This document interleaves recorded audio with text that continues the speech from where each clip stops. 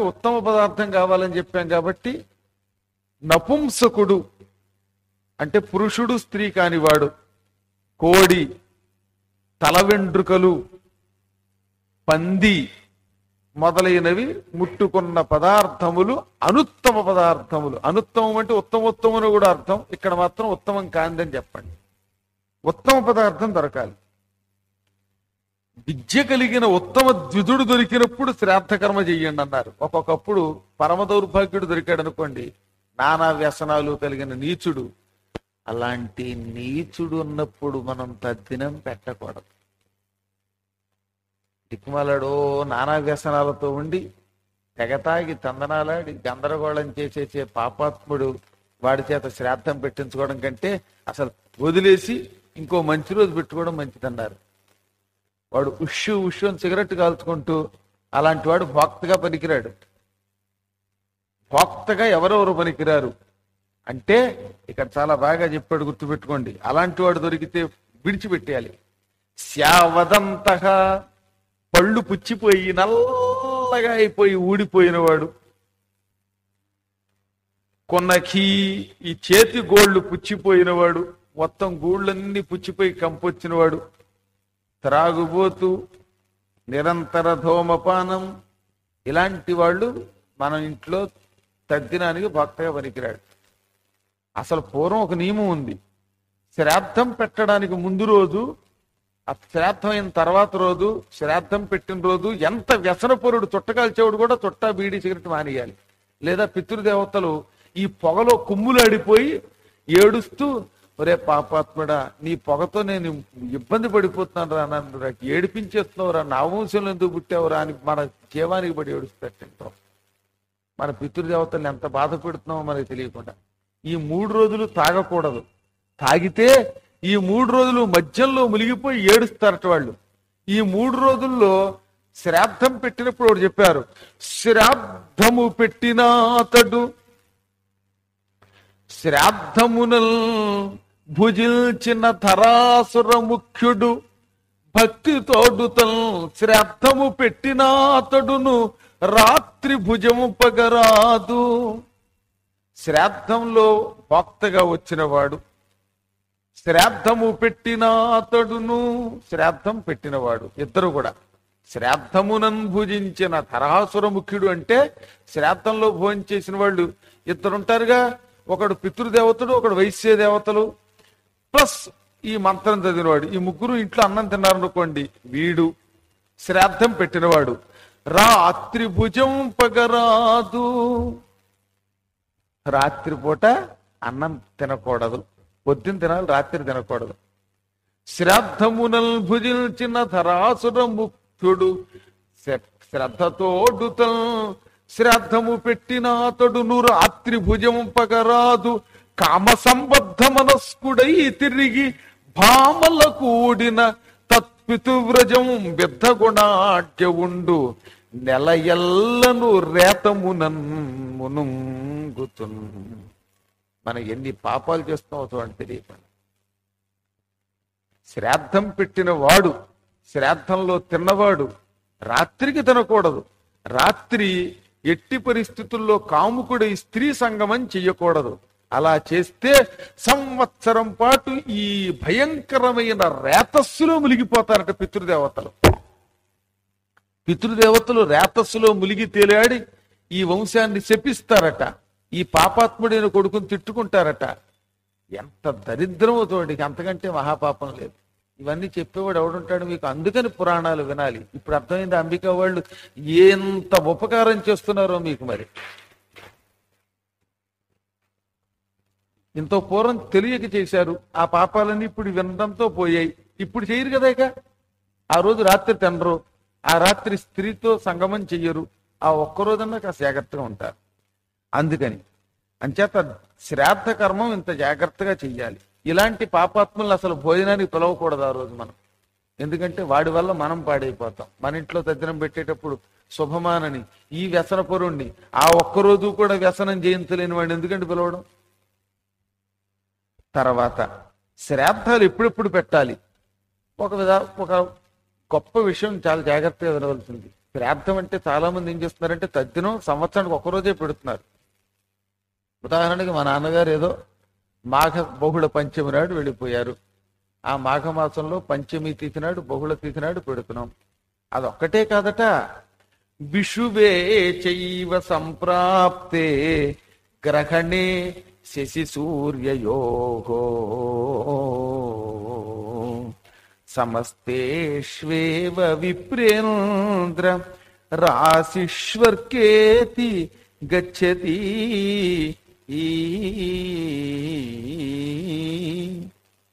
విషువం అనగా రాత్రి పగలు. అమ్మాయి మార్చి 21 కదా, అంటే సెప్టెంబర్ 5 ఏదో ఉంది. మొత్తం మీద సెప్టెంబరు మార్చిలో రెండు తిథులు ఉంటాయి సంవత్సరానికి. ఈ 2 తేదీల్ని విషువత్తులు అంటారు. అంటే సూర్యోదయం అస్తమయం సమానంగా ఉంటాయి. పగలు రాత్రి సమానంగా ఉంటే దాన్ని విషువత్తులు అంటారు. గుర్తుపెట్టుకోండి. సంవత్సరానికి 2 డేట్లు ఉంటాయి.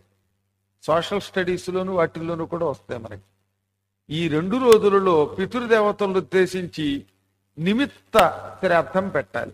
అంటే ఇంత తద్దినం అక్కర్లా, క్లుప్తంగా శ్రాద్ధం పెడతాం. అవి చేతకాని వాళ్ళు స్వయం పాకం పట్టుకొచ్చి గురువులకి ఇచ్చేయచ్చు. మార్చి సెప్టెంబరు డేట్లు ఒకసారి రేపు కరెక్ట్గా చెప్తాను మీకు ఇక మీదట.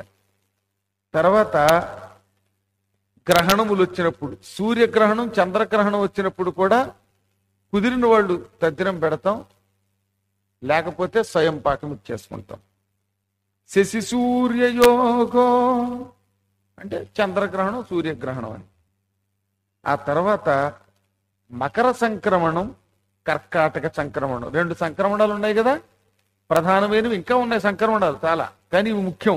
ఒకటి దక్షిణాయన పుణ్యకాలం కర్కాటక సంక్రమణం అంటే ఆషాఢ మాసంలో, ఇంకోటి ఏమిటి మకర సంక్రమణం, అది ఉత్తరాయణ పుణ్యకాలం. ఇటు దక్షిణాయన ఉత్తరాయణ పుణ్యకాలాలు వచ్చినప్పుడు కూడా పిండ ప్రదానాలు చెయ్యాలి, లేదా ఏహి చేతగాని వాడు స్వయం పాకం ఇచ్చుకోవాలి. తీర్థయాత్రలు కడతాంగా. ఇదిగో రేపు మళ్ళీ ఖాయం, దసరాలు అయ్యాక ద్వారకలో భాగవత సప్తాహం ఖాయం అయిపోయింది. ముందు ఏమనుకున్నాం మనం, జూలైలో అనుకున్నాం. కానీ నేను అమెరికా ప్రయాణానికి వెళ్ళడం కూడా ఆల్మోస్ట్ ఆల్ ఖాయం కింద లెక్క. మీ గురువు గారు అమెరికా వెళ్ళాలని మీరు మరోసారి కొట్టేయండి చప్పట్లని. తీరా వెళ్ళాక మినిమం 2 months మ్యాక్సిమం 3 months ఉంటాను. కాబట్టి అంతకాలం ఉండడం వల్ల ఏం చేస్తున్నాం అనమాట. ఇప్పుడు ద్వారకలో భాగవత సప్తాహం, పంచద్వారకలో సౌరాష్ట్రం సోమనాథలింగం, నాగేశం దారుకావనం అనే జ్యోతిర్లింగం, ఇవి దసరా వెళ్ళినటువంటి 3వ రోజున ప్రయాణం. కాబట్టి అప్పుడు అక్కడికి వెళ్ళినప్పుడు అలాంటి తీర్థయాత్రలు గడతాం మనం. జ్యోతిర్లింగాలు ఇది వరుసగా సౌరాష్ట్ర సోమనాథం, శ్రీశైలి మల్లికార్జున వంటి లింగ, మరి తిరుపతి వంటి దివ్య స్థలాలు, ఇవన్నీ క్షేత్రాలు. ఈ క్షేత్రాలకు వెళ్ళినప్పుడు కూడా శ్రాద్ధం పెట్టాలి. అందుకే మనం గయ వెళ్ళాం, చిత్రకూటం వెళ్ళాం, గంగకి వెళ్ళాం, కాశీ వెళ్ళాం. వెళ్ళినప్పుడు ఏం చేస్తున్నాం, పిండ ప్రదానాలు చేస్తున్నామా.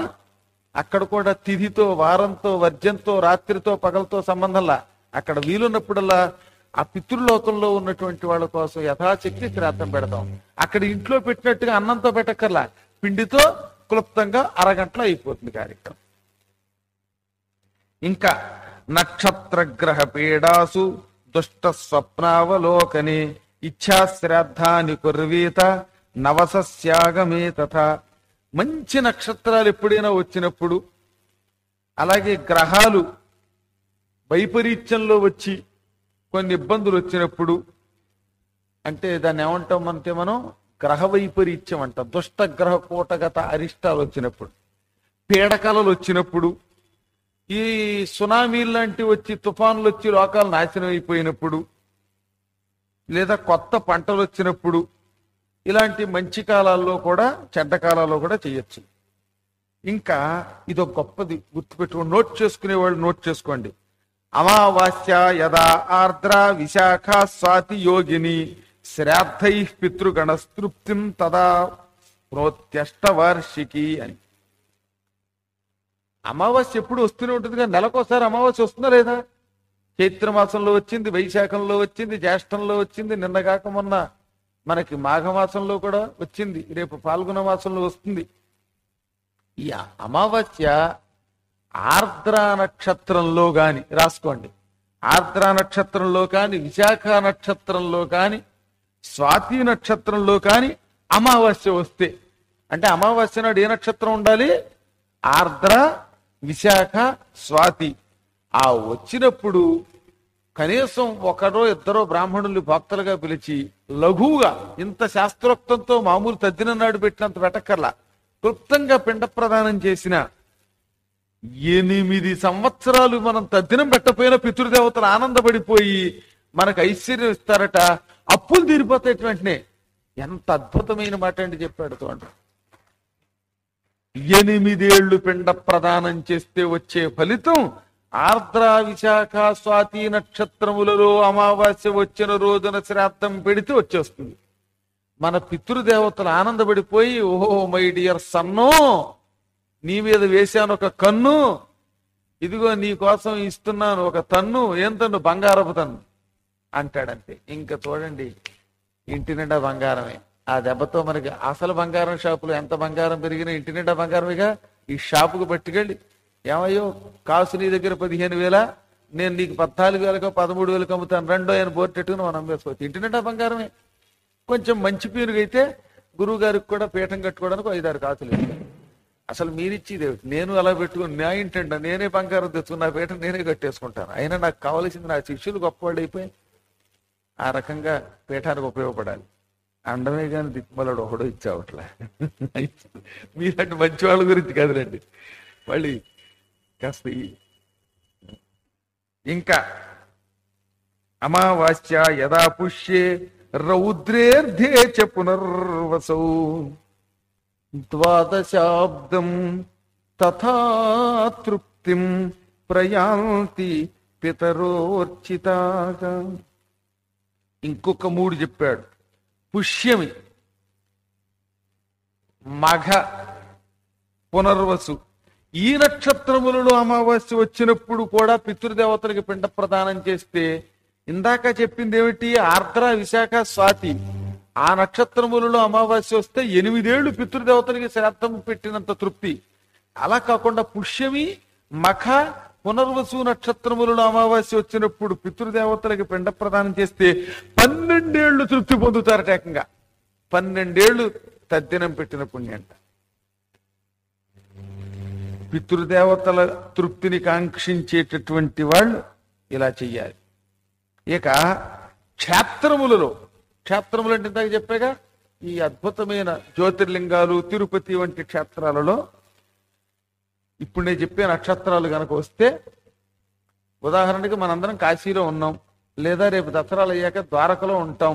ఆ ద్వారకలో ఉండగా ధనిష్ఠ నక్షత్రం వచ్చింది, పూర్వభద్ర వచ్చింది, శతభిష నక్షత్రం వచ్చింది, మూలా నక్షత్రం వచ్చింది. అదిగో అప్పుడు గనక పిండ ప్రదానం చేశామంటేనా ఇంక పితృదేవతలు ఆ ఇంటిని ధనధాన్య సమృద్ధితో నింపేస్తారు. మన పిల్లలు అల్లరి చేయకుండా కాస్త బాగుపడతారు. పిల్లలు నానా గందరగోళం చేసేస్తూ ఉంటారు కొందరిళ్లల్లో. ఇక గందరగోళం చేసి ఇంట్లో మజ్జిగంతా తాగేస్తారు. అదే వేడి చేస్తున్నారు ఆయన ఇంట్లో మజ్జిగ ఉంచకుండా వాళ్ళే తాగేస్తూ ఉంటారు. అలాంటి వాళ్ళు కొంచెం తల్లిదండ్రులు కూడా మజ్జిగ కట్టి పెట్టి తాగుతారు పిల్లలు. ఈ విధంగా అథాపరం పితరహ శ్రాద్ధకాలం రహస్యమస్మాల్ ప్రవదంతి పుణ్యం వైశాఖమాసస్య తు యా తృతీయా నవం యసౌ కార్తిక శుక్లపక్షే ఏ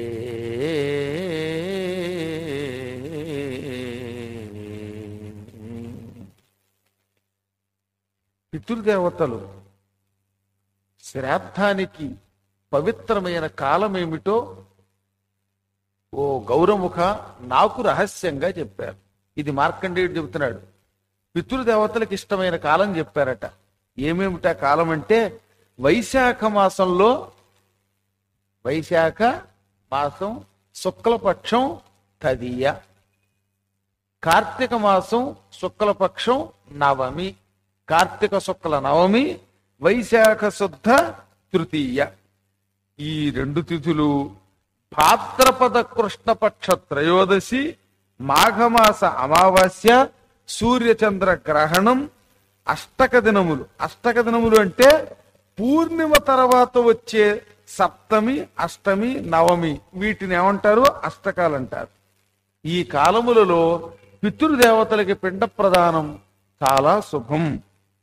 ఈ సమయంలో పితృదేవతలకి ఇష్టమైనవి ఏమిటి అంటే నువ్వులతో కలిసిన నీరు, ఇవి ఉండాలి. అందుకే ఏం చేస్తారు? పిండం పెట్టేటప్పుడు నువ్వులు నీటిలాగా వేళ్ల ద్వారా విడిచిపెట్టేలా చేస్తారు. భక్తిపూర్వకంగా ఈ తిథులలో పెడితే పైన చెప్పిన తిథులలో 1000 ఏళ్లకి శ్రాద్ధం పెట్టేసినట్టేట. మనం అసలు 7 బతుకుతాము. మనం అన్నాళ్లకి సరిపడ పిండం పెట్టినట్టే. ఆ తర్వాత మనం ఏ తద్దినాలు పెట్టినా దోషం వచ్చినా, ఇందాక చెప్పానే ధూమపానం లేకపోతే ఈ స్త్రీ సంగమం లాంటి దోషాలన్నీ పోతాయి. ఇంకా పితృదేవతలకు ఉన్న దోషాలన్నీ 1000 ఏళ్ల పాటు తుడిచిపెట్టుకుపోతాయి. అది రహస్యం, పితృదేవతలు చెప్పారు. ఇవి భక్తితో గురువు గారికి నమస్కరించి వినే వాళ్ళకి తప్ప ఎవరికి పడితే వాళ్ళకి చెప్పకూడదట. మీరు ఇవి అందరికీ చెప్పకండి, మీరే మనస్సులో ఉంచుకోవాలి. గురు భక్తి లేని దౌర్భాగ్యుడికి చెబితే ఆ పాపం మీదే. వాళ్ళు ఎవరన్నా కావాల్సి వస్తే గురువుని అడగాలి. చెప్పారు ఇక్కడ రహస్యమే తప్పెదరో వదంతి అని. ఇది రహస్యం. అంచేత మీరు వినేసి మా కనిపించిన వాడు అడ్డమైన వాడికి చెప్పకండి. పాపాత్మలే, మహాపాపం. రావాలి, వినాల్సిందే. అంతేగాని ఓహో మీ ద్వారా వినేసి వాడు బాగుపడ్డానికి అధికారం లేదు. ఇక గంగా నది, శతద్రువు, విపాశ, సరస్వతి, నైమిషారణ్యంలో ఉన్న గోమతి. 48వ శ్లోకంలో చెప్పారు ఏమేమి నదులు వరసగా. నేను తెలుగులో చెప్పేశారు, శ్లోకం చదువుతున్నాను ఇప్పుడు. గంగాం శతద్రూమథవా విపాశాం సరస్వతీం నైమిష గోమతీం వా తతో గవాద్యర్చనమాదరేణ కృత్వా పితॄణామహితా నిహంతి.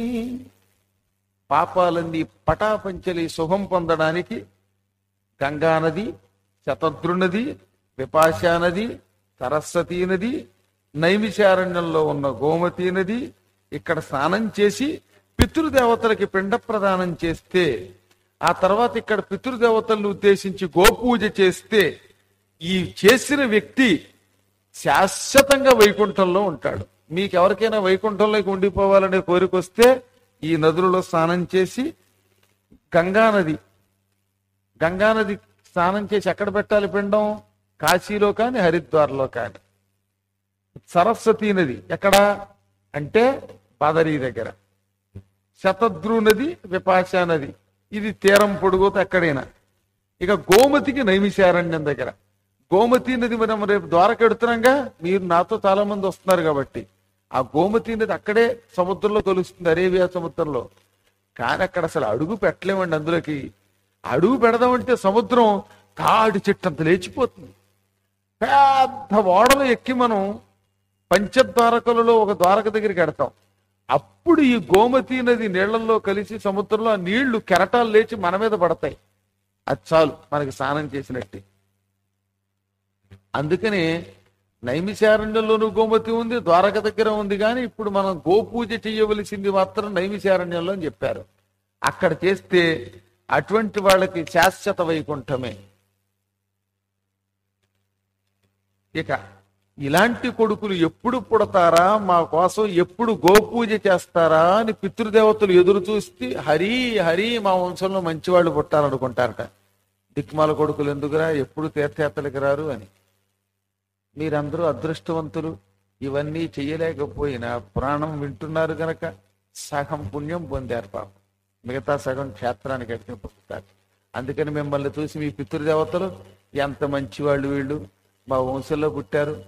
పరమ పవిత్రుడు పద్మాకర్ గారు, ఆయన పురాణం వీళ్ళంతా వింటున్నారు, మా కొడుకులంతా పవిత్రులు అయ్యారని నన్ను మిమ్మల్ని అందరినీ దీవిస్తారు. మీతో పాటు అంబిక వాళ్ళని దీవిస్తారు, శ్రీనివాసుని దీవిస్తారు, పులిహారని దీవిస్తారు. చిత్తం విత్తం. నేను చెప్పే మాటలన్నీ శ్లోకాల్లో ఉన్న మాటలు చూడండి, సొంత పెత్తనంతో చెబుతున్నాను అనుకుంటారు.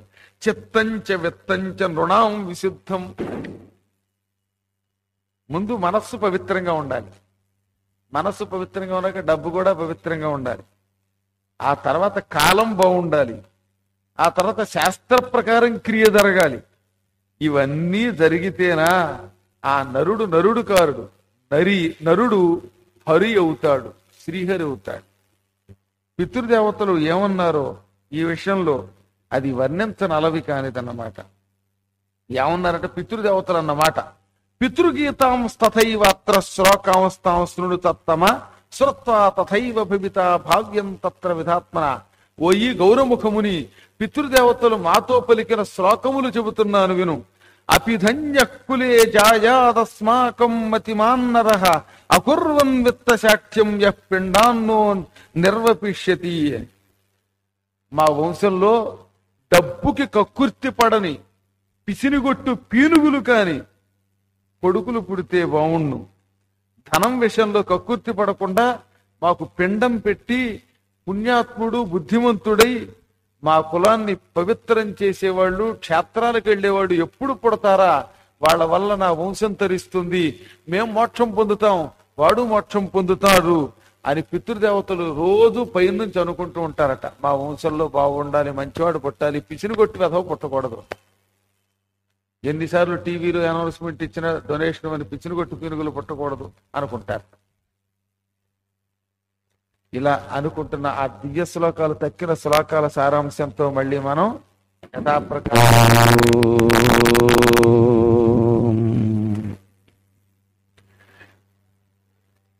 అవిద్యానామంతస్తిమిరమిహిరద్వీపనగరీ మళ్ళీ మనం మన స్వస్థానానికి వచ్చేసాం. ఏదో కొన్ని కారణాల చేత సొంతిల్లు విడిచిపెట్టి అద్దెంట్లోకి వెళ్ళిన వాళ్ళగా మనం కూడా రామకోటి ధర్మానని ఈసారి ఒక 10 రోజులు 15 రోజులు ఏకధాటిగా ఇటు గీతాభవనానికి వెళ్ళినా మళ్ళీ అది పూర్తయ్యాక మన సొంత ఇంట్లోకి వచ్చినట్టుగా తిరిగి మన ఆలయానికి వచ్చాం. భక్తులందరికీ కూడా బ్రహ్మానందంగా ఉన్నది. ఏమేం కార్యక్రమాలు శ్రాద్ధ కార్యక్రమాలుగా చెయ్యాలో అవన్నిటినీ కూడా మనం ఇందులో వింటున్నాం. అందులో భాగంగా శ్రాద్ధానికి ఏం పనికొస్తాయో, ఏం అవసరమో, తర్వాత ఏ ఏ తిథులు ప్రత్యేకత కలిగినవో మనం చెప్పుకుంటున్నాం. పితృదేవతలు కొన్ని శ్లోకాలు పాడారట. వీటిని పితృగీతలు అంటారన్నమాట. మన పూర్వులు ఈ పితృగీతాలు రోజు కంఠస్థం చేసి చదివేవారు. అసలు అప్పటి వాళ్ళకున్న ధారణ, ఆ జ్ఞాపక శక్తి వారి ఆశ్చర్యం ఏంటంటే అది ఇది అని కాకుండా అన్ని కంఠస్థంగానే ఉండే వాళ్ళకి. రాను రాను మన ధారణాశక్తి అయితేనేం, కాలం అయితేనేం అన్ని సహకరించకపోవటం, అనేక కార్యక్రమాలలో వ్యగ్రతగా వెళ్ళడం, ముఖ్యంగా కొన్ని టీవీ ఛానల్స్ వచ్చి కంపు చేయటం వల్ల మనం వీటికి దూరం అయిపోయాం. పితృదేవతలు ఇలా అంటుంటారట. రోజు వాళ్ళు పొద్దుకి లేవగానే పితృదేవతలు తమ వంశస్థులను ఉద్దేశించి ఇలా పాడతారు. అవి ఏమిటంటే అపిధన్య కులే జాయా తస్మాకం మతిమాన్నరః అకుర్వన్ విత్తశాఠ్యం యః పిండాన్నో నిర్వసిష్యతి. మా వంశంలో మంచి మనుషులు పుట్టాలి. ఆ పుట్టిన వాళ్ళు డబ్బుకి ఏమాత్రం కక్కుర్తి పడకుండా మాకు పిండాలని పెట్టాలి. అలాంటి పుణ్యాత్ములు మా వంశంలో పుడితే ఎంత బాగుండు. బుద్ధిమంతులు ఎట్టి పరిస్థితుల్లో పిండ ప్రదానాలు విడిచిపెట్టరు. పిండం విడిచిపెడితే పితృదేవతలకి గండం, తద్వారా మనందరికీ గండం, అందరికీ గండమే మొత్తం మీద. పితృదేవతలకి పిండం పెట్టకపోతే, పితృదేవతలకి పిండం పెట్టకపోతే వంశంలో దౌర్భాగ్యులు పుడతారు. ఆ దౌర్భాగ్యుల వల్లేమో దేశం పాడైపోతుంది. ఇదిగో ఈ పాకిస్తాన్ టెర్రరిస్టులు, ఉగ్రవాదులు వీళ్ళంతా అలా పిండాలు పెట్టక పితృదేవతల్ని ఏడిపించడం వల్ల పుట్టినవాడు అనమాట. అందుకని మా వంశంలో పిండ కార్యక్రమములు విడిచిపెట్టని బుద్ధిమంతులు పుట్టాలి. వాళ్ళు పిండం పెడితే వాళ్ళకి రత్నాలు, వస్త్రాలు, వాహనాలు, ధనం ఇవన్నీ మేము ఇస్తాం.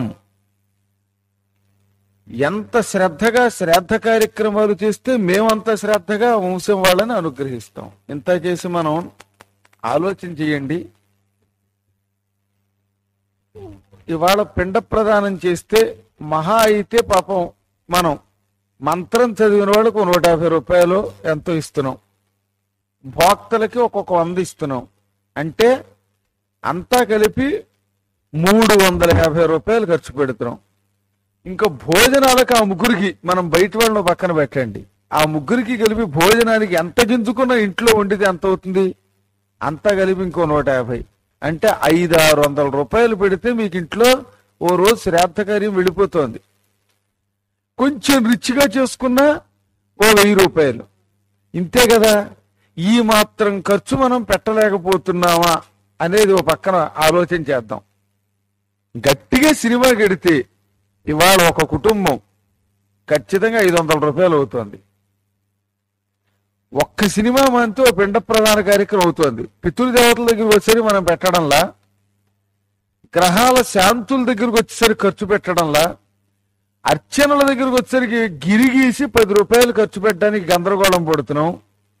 అదే మనకి ఇష్టమైతే రోడ్డు మీద మైసూరు బజ్జీలు తినడానికి, రోడ్డు మీద మిరపకాయ బజ్జీలు తినడానికి, ఆ ఉల్లిపాయతో తయారు చేసినటువంటి అదేంటది మిక్చర్ తినడానికి ఓ 100 రూపాయలు ఖర్చు పెడుతున్నాం.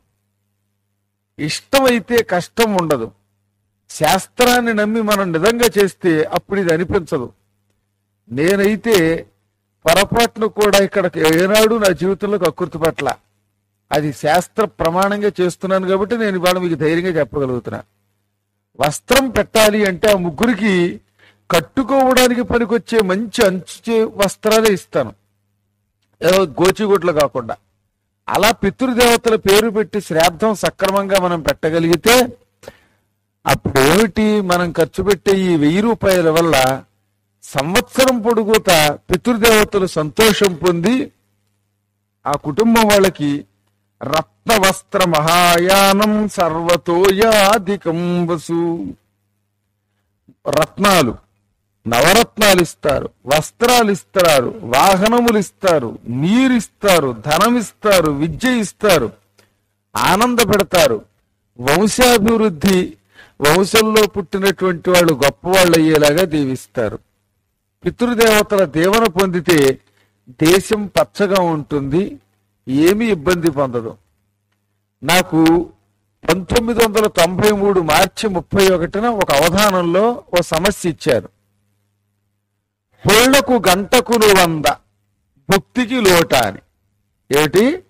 పొళ్లకు గంటకులు 100. పుళ్ళు అంటే చెప్పక్కర్లేదు కదా, 4 సార్లు దోమల వాళ్ళతో గోక్కుంటే పుళ్ళు పడతాయి, లేదా సరదా కోసం గోక్కుంటే చెప్పక్కర్లా. అలాంటి పుళ్ళు పెట్టడానికి గంటకి 100. పుళ్ళకి గంటకి 100 అయితే భుక్తికి లోట, ఇంకా భుక్తికి లోటు ఏమిటి అని. అసలు సమస్యకి ఏమైనా అర్థం ఉందా? పుళ్ళకి గంటకి 100 ఇవ్వడం ఏమిటి, భుక్తికి లోటు ఏమిటి? అప్పుడు నేను పూర్తి చేశాను సమస్య. ఏమని అంటే, ఎల్లెడల గెలలు కొల్లలుగా వ్రేలబడియే కోయగవలే రమ్మెల్లయ్యా, కొబ్బరికి దింపుళ్లకు గంటకును 100 భుక్తికి లోట. అర్థమైంది కదా? అయినా తాత్పర్యం చెబుతాను.